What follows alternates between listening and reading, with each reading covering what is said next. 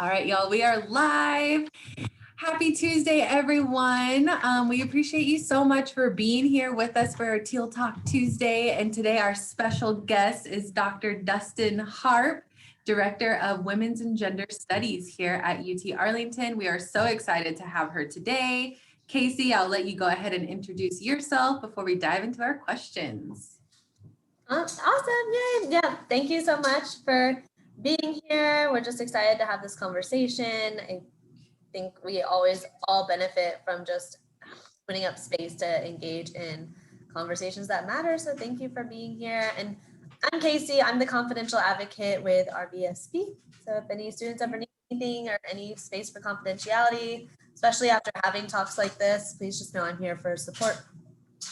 Thanks, Casey. And we always have to do a quick shout out. March is officially Women's History Month. Hello, yay, celebrating women all month long and every day moving forward after that. And also shout out to social workers because it's also like National Social Workers Month. And so just want to give a shout out to all my colleagues. Yeah. But Dr. Harp, the amazing Dr. Dustin Harp, can you just start off by diving into all of the amazing things that you do here at UT Arlington and the leadership positions that you hold? Okay. Well, I am officially holding the leadership position of Director of Women and Gender Studies. And then I'm also an associate professor in the Department of Communication. I think those are really my official duties. But as Director of Women and Gender Studies, you know, I also have created some initiatives, including, you know, starting an LGBTQ plus working group of faculty and staff as a way to start to build a community for faculty staff to go along with the student community that's built. And yeah, so I would say that's it. You say that's it, like, you know, it's just this minimal work, but y'all, she's like a huge asset to our community. I'm going to add on a couple other identities that I know that you have supported just in our mission with RBSP and the LGBTQ plus program, is your dedicated leadership and allyship to our LGBTQ plus community and victims and survivors on this campus. So I greatly appreciate you. I know Casey greatly appreciates you. And again, thank you so much for being here today. Well, you're welcome. I'm glad. This is exciting. I get to talk to someone. Yes. Well, and I just was thinking of, you know, even just in terms of advocating, like, you know, when we think about the pillars of RBSP, education, support, advocacy, I really think, Dr. Harp, that you really like embody all of those pillars in terms of, especially with, you know, amplifying marginalized voices. And so I really appreciate your roles here and just know that that's important to you on a personal level too. So just thank you for being who you are. It really is important. And, you know, as director of the Women and Gender Studies program, I do get to advocate for what women and gender issues, but, you know, I really try and think of that very broadly. So, and really about advocating for marginalized communities on campus. And I've, you know, the other contact I've made and really tried to create a relationship with is the Multicultural Affairs program.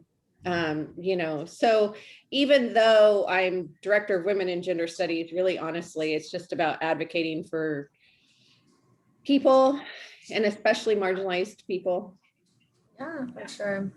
Well, and kind of just, you know, with it being Women's History Month, kind of diving right into it. And I know something that you talk about is feminism and talk about what that means to people and just the different waves. And so with it being Women's History Month, what does feminism mean to you?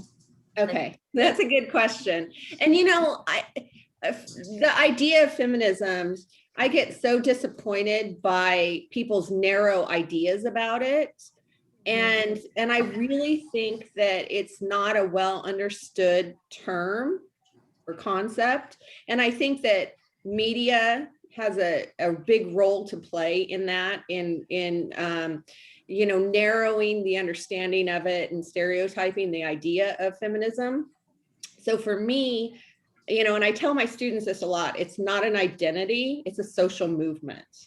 And because I will ask students, when I say feminism, what do you visualize? And it's inevitably, it's, hairy armpits, don't shave your legs, hate men, wear Birkenstocks, these, and again, it's this image of what a feminist is. And then I'll say, well, I'm a feminist, right?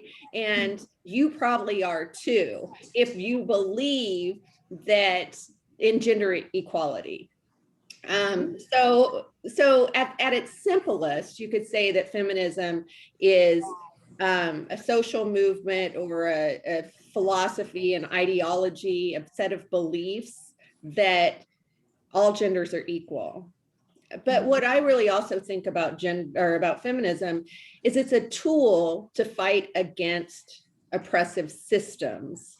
And we have these intersectional systems of oppression in our culture: patriarchy, capitalism, racism, right? And so feminism is really, I was thinking, a lot of times when I think about feminism, I don't even think about it in terms of gender. And I don't even think about it in terms of women, because I really think that while it's about gender, it's really about equality.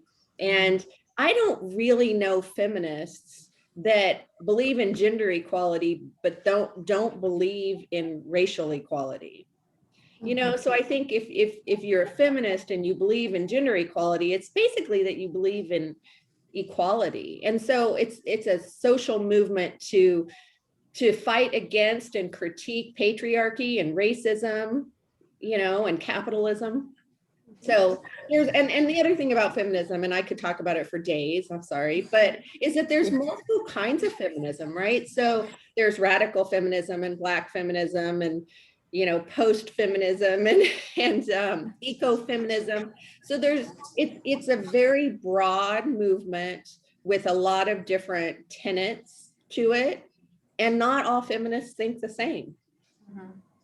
Absolutely, for sure. With that, Dr. Harp, how do you find feminism intersecting into the work that you do here at UTA in both your roles as a leader on campus, as a director, and also as a faculty member? I mean, that's a lot of just hats that you wear. And how is that intersecting into essentially your daily career? Well, I don't know when I first thought about feminism, but I remember as a child, I grew up in Central Valley, California, and my grandfather was a rancher. And every year, migrant workers would come and work on his ranch.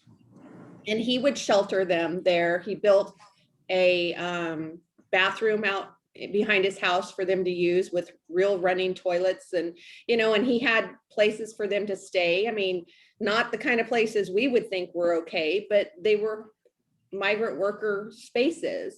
And every single summer, there would be a day when the Border Patrol would ascend onto his property. And there would be helicopters and buses coming to take these people away. And so I grew up seeing that and really just not understanding why these people were taken away. And so equality was just really important to me from a very young age, because I saw that as, what's wrong? This is, unequal treatment. So I know from a very early age, I was really into equality for people, and so I don't know when it really, the feminist part came into that, but I do know my mother is a feminist, even, and so I think that she raised me to be feminist.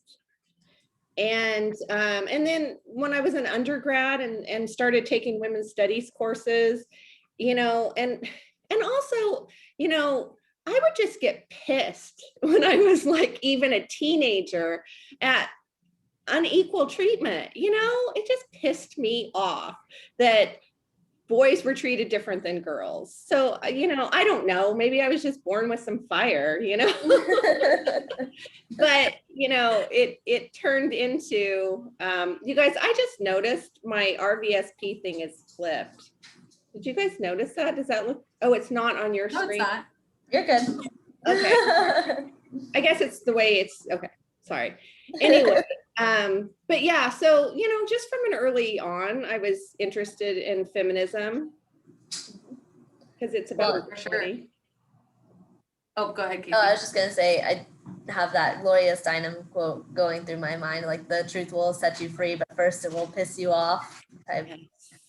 The more your eyes are open to just patriarchy and systems of oppression, the more aggravating it is. But also can be such a call to action as well. Yeah. Absolutely. Yeah. And I was just, I know that you mentioned like your mom and her raising you to be a feminist, whether it was like, it doesn't have to be this intentional, like I'm raising a feminist daughter. It's just like, that's kind of, it sounds like what was happening. Just kind of thinking through that, sounds like your mom was a huge role model. Do you have other people that you look up to kind of as mentors within feminism and just in gender studies? Yeah, that's a good question. And let me first say too, my mother was a teen mom. And I was her third child and she was 20 when I was born. So, I don't want to set my mom up as on this pedestal as something different than, oh, she was super successful. She was super, and it really gets at, to be a feminist isn't about the work you do or how together your life even is, but it's just these ideas about equality. And in terms of, Gloria Steinem is huge for me. But when it comes to thinking about who inspires me as a woman or is even an icon, so she's an icon, right? And Hillary Clinton is an icon. And I admire Hillary Clinton, but I might admire her for different reasons that someone would expect. I love that she broke ground and she became the first woman to almost be president, and all of that's really cool. But I also admire her for being able to hold her head up high after her husband, cheated on her and publicly humiliated her, and that she didn't let that define her or stop her. And that's what I admire most about Hillary Clinton. Gloria Steinem, I admire, a lot about her. I admire that she's willing to say she got an abortion out loud. I admire that she has worked toward equality, gender equality, but see, she also works toward racial equality and every other kind of equality, but that she has sustained that over the decades and really devoted her entire life to that, right? Because I've also devoted my life to, I've decided I wanted to raise kids, so that's, but like people who are able to just commit 100% to a cause is so amazing to me. And I also think, there's Gloria Steinem sometimes gets a bad rap because of the whole white feminism thing. But I really think that a couple things. One, when we can't expect everybody to be perfect, and it's not about not making mistakes, but it's about working to correct those mistakes and acknowledge those mistakes. And I do think if you really honestly look at her history, she has tried to work with Black feminism. But if she shows up to an event with a Black feminist, the media still covers her and ignores the women of color in the room. So that's where I was talking about media frames feminism in a way that's, problematic. But the other thing I'll say about like icons or who I respect, or besides the icons, it's really just like my mother, my grandmothers, the women who came before me and allowed me the space that I was given. And then just women around me, just the resilience of you know, I admire people every day. You know, everybody I encounter. I mean, it's like life is not easy, you know, navigating through the world is not an easy thing ever. So, you know, just grace to everyone and admiration for getting through the day. You know? Especially during these times. Gosh, yeah. I mean, it's ridiculous right now. You know, and I realized that I didn't fully answer a question. I get so distracted. And I think it might be worse right now with the pandemic, right? I don't know. But anyway, how I use feminism in my classes and everything I do, it just is part of who I am. It is part of how I proceed through life. And so, like, you know, in terms of teaching, and you know, I think that we live in a patriarchy where everything in all of our systems were set up by men. I mean, there's just every system has been set up by men. So it's always a matter of pushing those systems to be different, or allowing the system to be different, you know, doing something different than what has always been done. And I think that, you know, I like in my teaching, you know, my thought, you know, isn't, you know, I need to be tough and hard, and, you know, which I think is kind of part of the notion of a good professor, is to be, you're so hard, you know, and I question where that concept comes from, right? And so as a feminist professor, you know, I feel like I teach my students a lot, and I think they get a lot out, but I've never come from the perspective, I need to be tough on these people. I think about, like, in research, when, you know, you think about the methods to do any kind of research, and you guys, scientific, you know, what's the scientific process? You know, you come up with a hypothesis, and, you know, and again, that's a system, right? That was created, and who, we all know who created that system.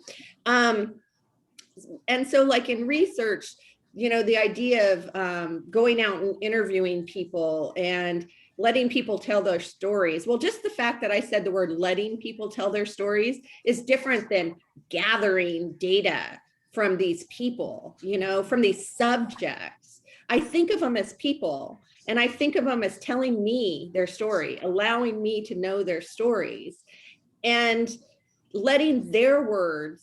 And then, you know, typical research would be, oh, after they tell your stories, you determine what these stories mean. And feminist research would say, no, you don't. If you want to do some analysis, you can, but then take it back to them and say, well, what do you think of my analysis? Yep. You know, and so it's this give and take, and it's not, I'm using you to build knowledge, but let's build some knowledge together. So that's just an example of feminism and how it might work differently in the classroom and in the research that I do. Dustin, that like resonates so much right now, because I'm using Chicana feminist theory for my dissertation. And so I'm really trying to make sure, right, that I'm holding truth to my participant's story. And like you said, like kind of that fact checking, like, this is what I have heard from you. Is this correct? And making sure that essentially, you know, I'm not interpreting in a way that could perpetrate violence or harm to the community, and also making sure that I'm essentially not doing what the colonizer has always done, and that is taken a story and rewritten it to meet needs of what the majority is attempting to do to the minoritized. And so I appreciate you speaking to that, because feminist theory is very passionate, regardless if you're looking at Black feminism, Chicana feminism, you know, white feminism, whatever feminist, that's like the one commonality that you will see. And I think is even amplified in Black and Chicana feminist theory. I think so too. I think once the intersectionalities, you know, come into play. Yeah. Yeah. Dustin, you had made a really just like powerful, comment earlier about essentially like Gloria walking in as a white feminist and could be with a Black feminist. And you said the media is still going to cover her as, right, the feminist in that moment, even though there's a Black feminist scholar standing right next to her or whoever that is, right? So essentially, like, how do you utilize your privilege, to make sure that all women are being equally represented, and even just, the way you're educating your students on how to utilize their privilege too? Can you speak a little bit to that for us? Yeah. And that's a great question. And